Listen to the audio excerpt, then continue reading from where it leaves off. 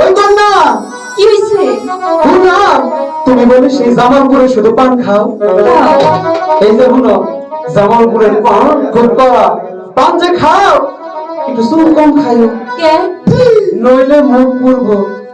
তখন আর কোনো বেড়াই বিয়া করবো না, বুঝবার পারিছ? হ্যাঁ। তাহলে কি করতে হবে? পান খাবো ঠিক আছে, কিন্তু চুল দেখে খাবো। পান দিলাম সুপারি দিলাম চুল দিলাম।